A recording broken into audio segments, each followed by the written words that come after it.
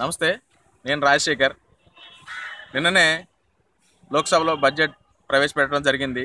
దానికి సంబంధించి ఎన్నో హర్ష హర్షధ్వానాలు దేశ ప్రజల నుంచి రావడం జరిగింది. అయితే నా మిత్రుడు ఫోన్ చేశాడు సాయంత్రం. ఎరా, ఈ జిఎస్టీ అంటే ఏంట్రా అని చెప్పి అడిగాడు. జిఎస్టీ అంటే గూడ్స్ అండ్ సర్వీస్ ట్యాక్స్ అని సింపుల్గా చెప్పేశాను. కానీ జిఎస్టీ అంటే ఒక వివరణ ఇచ్చే ప్రయత్నం చేస్తాను మీ అందరికి కూడా. వాడికి కూడా ఇదే చెప్పాను. చిన్నపిల్లవాడికి బర్త్డే అంటే చాలా కుతూహలంగా ఉంటుంది, సంతోషంగా ఉంటుంది. నా బర్త్డే ఎప్పుడు వస్తుంది అని చెప్పి ప్రతి పిల్లవాడు అనుకుంటాడు. అయితే బర్త్డే నాడు పిల్లవాడు స్కూల్లో చాక్లెట్స్ పంచడం జరుగుతుంది. వాళ్ళ నాన్న చాక్లెట్స్ తీసుకొచ్చి పెడతాడు ముందు రోజు నాడే. పొద్దున్నే లేవగానే స్నానం చేసి స్కూల్కి బయలుదేరతాడు చాక్లెట్స్ తీసుకొని. బయటికి రాగానే ఇంటి పక్కన ఉన్నటువంటి ఆంటీ వాళ్ళ ఫ్రెండ్ వాళ్ళ మదర్ విష్ చేస్తుంది. విష్ చేస్తే అక్కడ ఒక చాక్లెట్ ఇస్తాడు ఫ్రెండ్ వాళ్ళ మదర్కి ప్లస్ ఫ్రెండ్కి కూడా. బయటికి రాగానే వ్యాన్ ఎక్కుతారు. వ్యాన్లో ఎక్కి స్కూల్కి వెళ్తారు. స్కూల్ దగ్గర గేట్ దగ్గర వాచ్మెన్ విష్ చేస్తాడు హ్యాపీ బర్త్డే అని చెప్పి. అక్కడ కూడా గేట్ వాచ్మెన్కి ఒక చాక్లెట్ ఇస్తారు. అక్కడ నుంచి స్కూల్ ప్రిన్సిపాలు, తర్వాత క్లాస్లో ఉన్నటువంటి క్లాస్మేట్స్, ఫ్రెండ్స్ అందరికీ కూడా చాక్లెట్ ఇవ్వడం జరుగుతుంది. అయితే స్కూల్లో ఉన్నటువంటి ఫ్రెండ్, ఇంటి పక్కన ఉన్నటువంటి ఫ్రెండ్, స్కూల్లో క్లాస్మేట్ ఉన్నటువంటి ఫ్రెండ్కి కూడా చాక్లెట్ ఇవ్వడం జరుగుతుంది. సో కొంతమంది ఫ్రెండ్స్ మిస్ అవుతారు కూడా చాక్లెట్స్ తీసుకోవడం. అయితే దీనిని మనం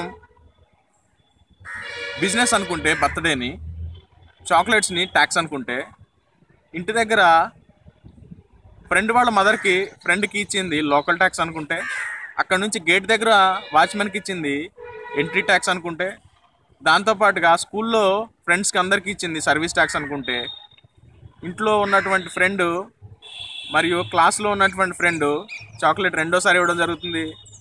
ఆ ఫ్రెండ్కి ఇచ్చిన చాక్లెట్ని సర్చార్జ్ ట్యాక్స్ అనుకుంటే, ఇలా మనకు తెలియకుండానే మన మీద ఎన్నో రకాల ట్యాక్స్లు పడుతున్నాయి. దీనిని మాడ్యులర్ ట్యాక్స్ అంటారు. అయితే ఇప్పుడున్నటువంటి GST tax, goods and service tax ఏంటంటే, తర్వాత ప్రిన్సిపల్కి ఒక ఆలోచన వస్తుంది.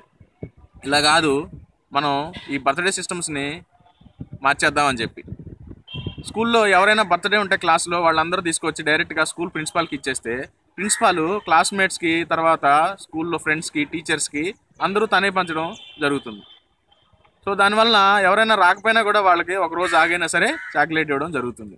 కాబట్టి ఈ ట్యాక్స్ని మనం అనుకుంటే ఈ జిఎస్టీ, దీనిని జిఎస్టీ అనొచ్చు.